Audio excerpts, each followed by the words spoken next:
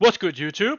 Today we'll talk about gym mistakes I've made over the years. Hopefully you can learn from the mistakes I've made and avoid them.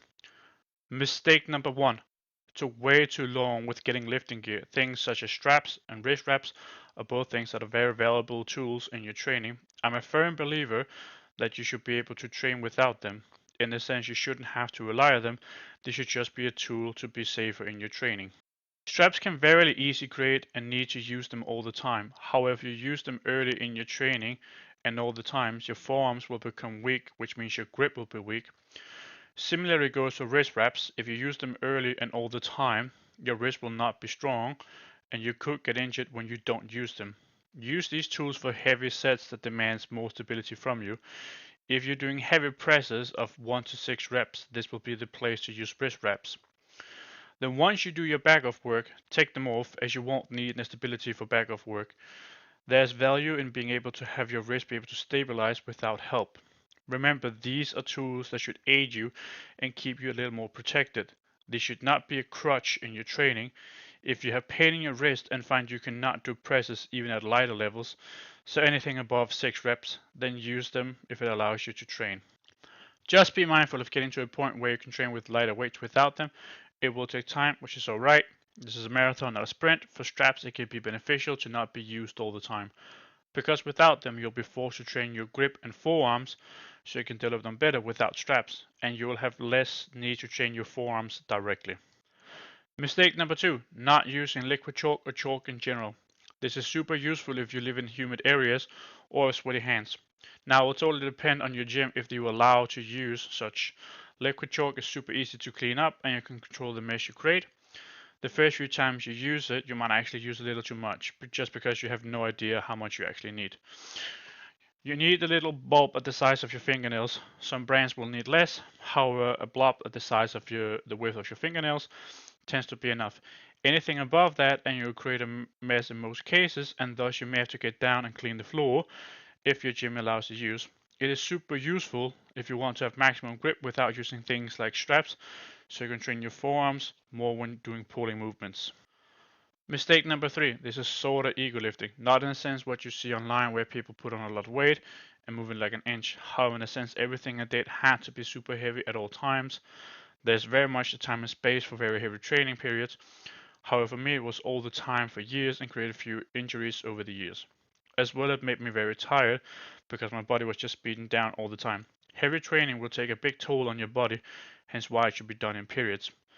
And not have everything be super heavy either. I even had isolation movements being super heavy. I would do super heavy curls of 3 to 4 reps. Now it was fun and I still sometimes try just to for the fun of it. 1 or 2 sets and then I will go back to a medium weight.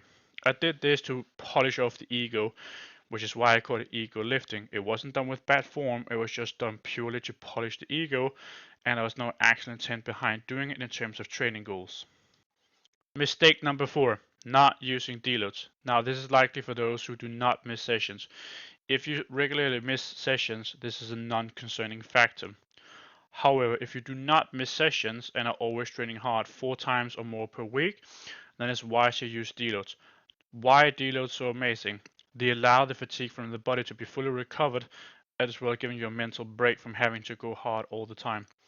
In that way, it gives a double bonus and it allows your body to get a little more sensitive towards training, as the body becomes less sensitive towards training over time, so deloads can help increase the sensitivity towards training. Deloads are especially useful if you're training heavy a lot of the time. If you train very bodybuilding style, so high reps and a lot of isolation work, then it will be much less of a concern for you. Just because you aren't really putting that much of a demand with light loads and a lot of isolation movements. However, it can still be useful. Instead, you might only need 1 to 3 deloads per year, so that's only 2 to 3 weeks of the year where you have easy training. Whereas if you train really heavy, you will need deloads every 4th to 8th week, which means a minimum of 6 to 12 deloads per year. So a lot more time will be needed when you train very heavily. Just because you'll be doing a lot more barbell work, and heavy barbell work will take a lot more out of you. So to offset the demands and let the body recover, more deloads are both needed from a fatigue management perspective and reduced risk of injury perspective as well. Mistake number 5, trying to get away with less sleep, which will backfire on you, especially when you aren't young. And when you're no longer young, it will backfire at least twice as hard compared to when you're being young. It will still backfire when you are young, you just won't feel it right away. Rather, it will just hold back your progress, and for those that aren't young, they will find it much harder to train with the same level of effort as you otherwise would have been able to do. Mistake number 6, consuming too much around your training time. It can make you sluggish, as a result decreased performance due to the blood being pulled to help you digest the food. A lot of food in your stomach will cause the digestion to take longer, and the blood needed by the organs to digest will be pulled towards them as a result, and you will get worse pumps. On top of that, you won't have carbs and protein in your bloodstream ready to go. Having this in the bloodstream can help you to perform better. Mistake number 7, lack of hydration. This is especially important around summer times and as well if you live in warm places. Being dehydrated can decrease performance a lot. Plus, it's bad for your overall health to not be hydrated, and it can cause issues during warm periods of the year. Worst, you might faint when you get dehydrated, and it will be more prone to get injured. With this, we have reached the end of the video. Thank you for watching. Comment, like, and subscribe. Have a good one.